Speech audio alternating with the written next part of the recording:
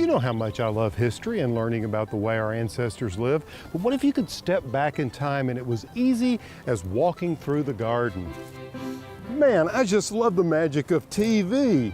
Stick around because we're going to explore some historical, sustainable practices that have been around for generations. Now I got to get to work.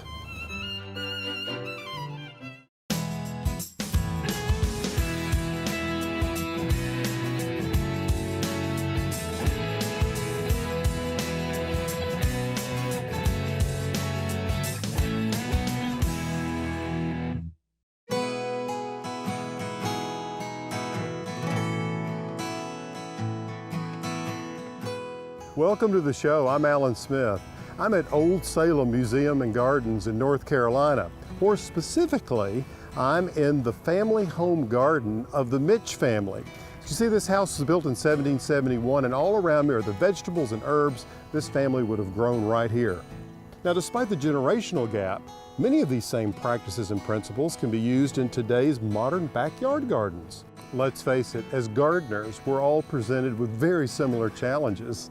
Throughout this restored and preserved unique Moravian town, there are examples of historic, sustainable methods and practices that can be applied in present day, including the making of a very useful and beautiful pottery. I'm so excited I even dressed for the occasion. Now why don't we get started? I could have totally rocked this look in the 18th century.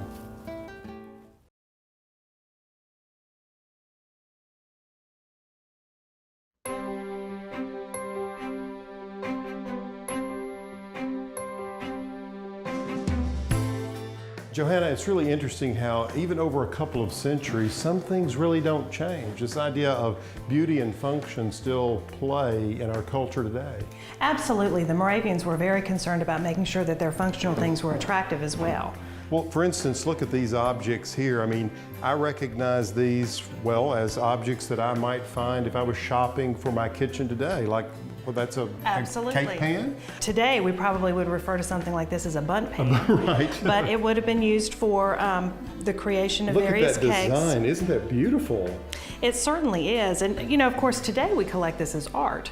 But to them, this was a functional object. Right, yeah, but it is quite beautiful. And then I assume this is just a classic flower pot. Just a classic flower pot. You know, I like to think that a geranium would look beautiful in this.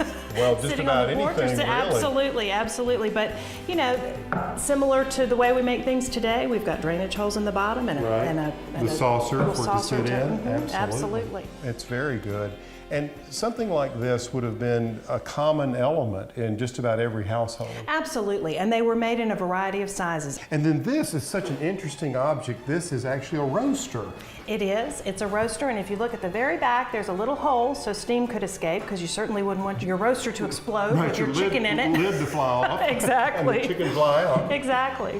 Look at that. Now the glazing, I mean, clearly we've made some advances over time, because there were things in glazes back then that we certainly wouldn't want to use today. Exactly. They used lead in their glazes. You certainly wouldn't find lead glaze today.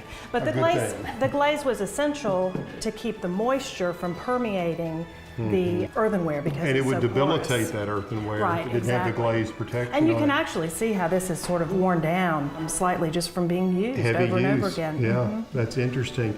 Why don't we go downstairs and you can see how these things were made and maybe even try your hand at it. I'd love to see that. You're actually making it downstairs. Absolutely. Come on down. Sure.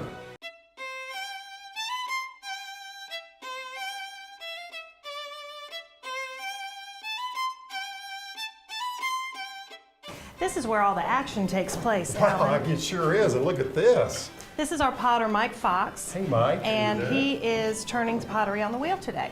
The potters who were working here in the 18th and 19th century underwent a tremendous amount of training to get to the point that Mike is, that they could make wares for sale. So was there like a guild system? There was a guild system. Boys started as apprentices and then became journeymen and ultimately masters. I see. Very good. Today, Mike, our master potter, is making a plate that he will decorate with slip, which is liquid clay. Right. And we will then sell it in the store once it's been fired. Really? Very good. So the craft lives on. It does, and just as in the 18th century, Mike as a potter considers utilitarian ware and the slip decorated ware to be equally important in terms of how well they're made. Yeah, so there's no sacrifice of quality, whether it's just Exactly. a utilitarian object or something that would be considered art. Exactly. You know, this is really interesting. I have an aunt who loves ceramics and used to spend a lot of time creating Really? things. Yeah. I'd love to make something for her. Well, you know, I bet we can work that out. That'd be fun. So if this was not better and didn't taste better than bought corn, you'd be stupid to stand out here and do this. Right. Still to come on Garden Style, a visit with my Aunt Jenny.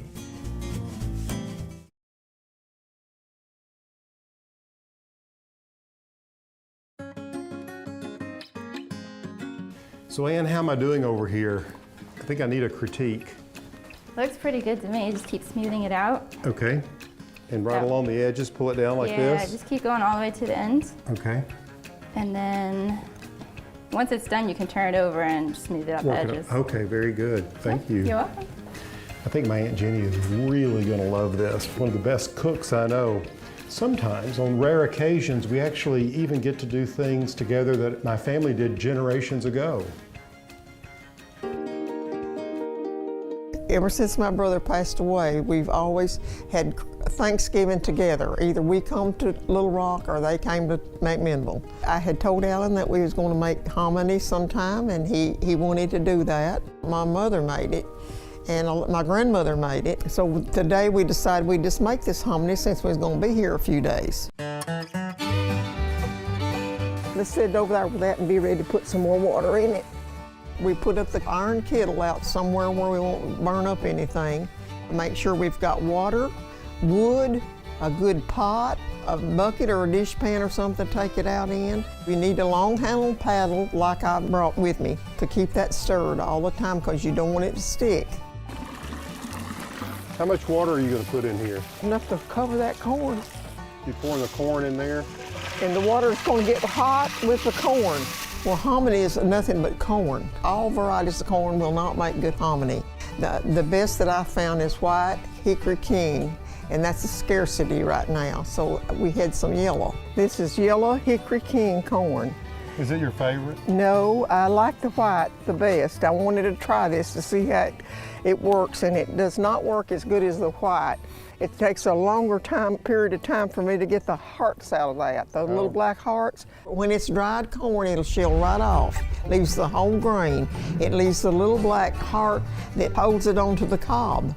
And when you cook it right and at the right length of time, that little heart comes out. And then you have to look at and pick that little heart out if it's hard to come out. Why is it important to get the heart out of hominy? It looks bad.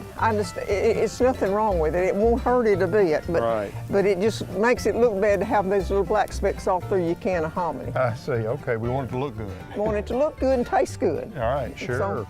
There's no point in going through this. If this was not better and didn't taste better than bought corn, you'd be stupid to stand out here and do this. Right. It's a lot of work, isn't it? So what we're doing is we're starting with corn that's dried on the cob. It's shelled off the cob, and typically the corn would go into a crib, which the temperatures would drop and it would go through a freeze. Since this didn't go through a freeze in a crib, we put it in the freezer. That's right. For the same effect. That's right. Yeah. Absolutely. Of course, back years ago, that was the one food that they could make at home when things got tough. They could, everybody had corn in the crib back then. Now, all I'm doing here is just keeping it from sticking. And it needs a little more water, a little bit at a time added in there because you see, I don't want to cool it down too much. I want the water to go in there little by little. Right. Scoop some of that out. Just get some of the trash off the top. That's all you need. This is the main thing is cleaning it. From here on is to make sure that it's clean. Getting the trash out, we don't need neither one of it. Yeah, there's a lot in there, you can see. Yeah, There are the silks from the corn there. And yes, that's right. It'll boil and we'll put a little water in there and it'll boil some more. And once we get the trash and stuff out of it, we'll put the lye water in there. You have to have some lye. Lye is hard to get. So my husband, before he passed away, managed to get me a can of lye, but it don't take much to make it, so I've kept it for all this time. Now you have to take lye seriously, don't you? Yes, you sure do. You have to sign your life away to get one can. Sure, sure. You just don't let my hominy scorch over there. So that's taking the lye into solution. See, it needs to sit here a little while. But when we get that boiling hot like I want it, we'll pour that in there. Be ready to start stirring it.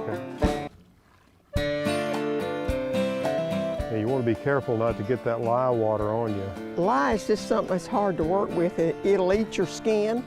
It'll blister you. You don't need to breathe this right here in the morning. You have to. Right. Okay, it's good to know. Thanks for that little tip, Aunt Jeannie. And you stand there and you stir that till it acts like soap almost. It gets thick where it cooks all that off the outside of it. It gets thick, and that what we had today, the water turned an orange color in the kettle.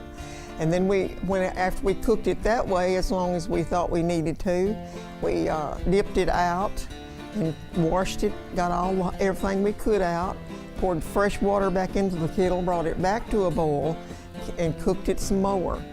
And we had to do that 4 times. And it takes several washings to get all that lye out of there. We want to make sure it's all out. And you do this till you know that you're clean and you're tender. Mm-hmm. Clean and tender, that's the goal. Clean and tender, that's what we want. Okay, good. So how many people do you know still make hominy?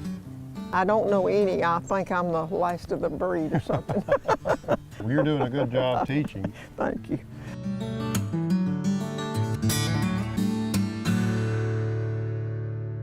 After the break, it's back to Old Salem and some late 18th century practices you may want to give a try in your garden.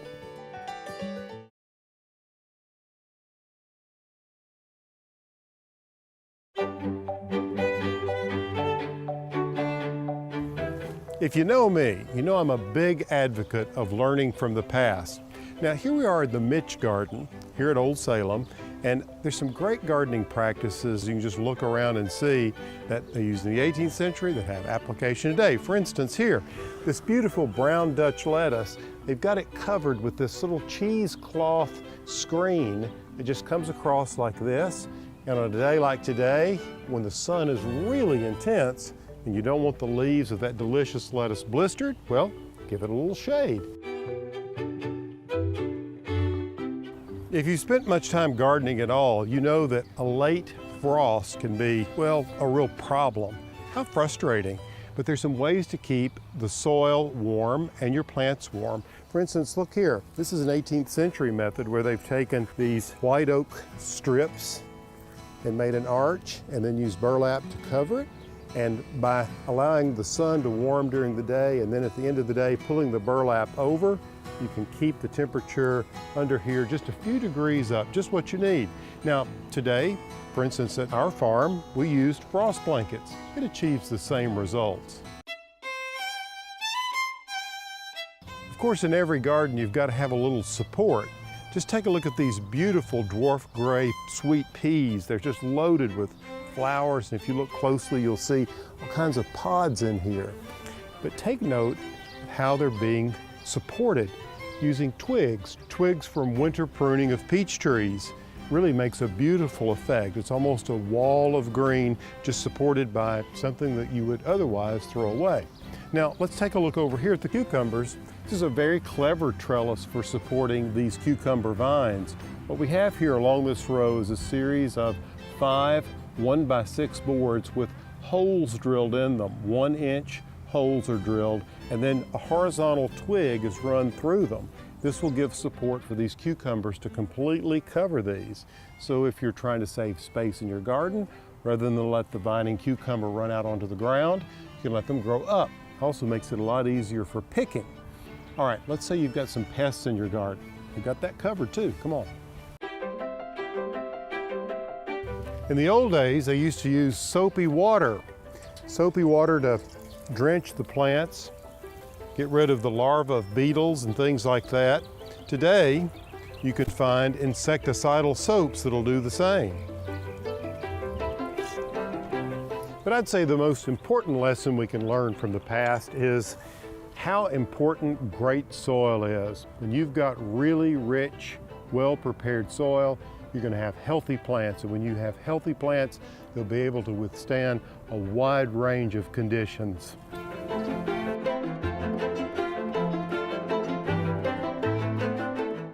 Coming up next, the most eco-friendly grass trimmer you can have.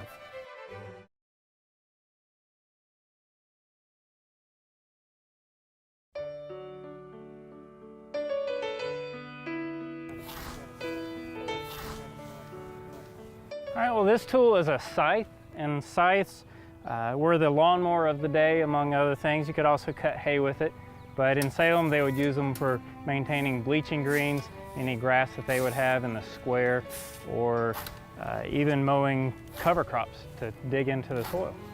The modern equivalent of the scythe is a lawnmower or a weed eater. This is a typical shovel of the period. It's made out of wood. This is tulip poplar, which is a locally available material. Often in Europe, they may have been made out of bass or elm. And they're used for moving loose earth, compost, or manure. It's contrasting with the spade, which would have an iron head with a steel bit in it. So this is the garden rake. Very typical tool. You're also using it for gathering hay after you've cut with the scythe. On this bed, I used that scythe to mow some clover, dug it into the soil. Now I'm using the rake to rake out the surface, giving it a nice even seed bed. The rake itself is made out of hickory, very thin, but at the same time, that flexible hickory is very strong. So it'll stand up to a lot of use and abuse.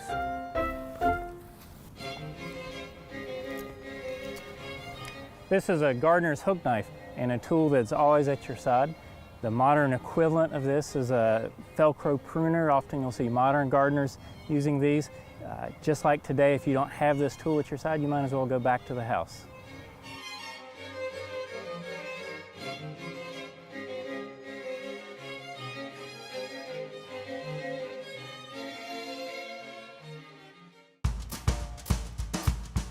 Want to learn more about Old Salem? Just go to my website, pallensmith.com. While you're there, sign up for my newsletter and be the first to know what's going on at the farm and the latest news in gardening, cooking, and design. We'll be right back.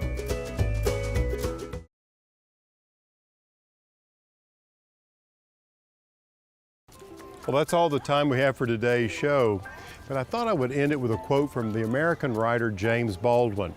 Children have never been very good about listening to their elders, but they've never failed to imitate them.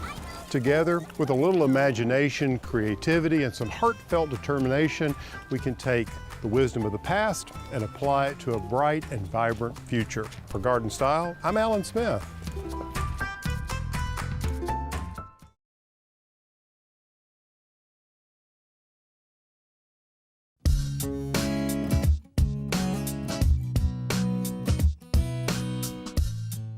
Now this is a beautiful day though to be out here to do this, I know, I it's think. beautiful. And you can't even, well, you got a fire down here, and if you get cold, you can warm up a little I know, bit. it feels really good. Are you warming up? Yeah, I'm fine, I'm fine. The boy that made me this paddle said all he wanted for making the paddle was a big can of hominy. Well, that's a pretty good trade.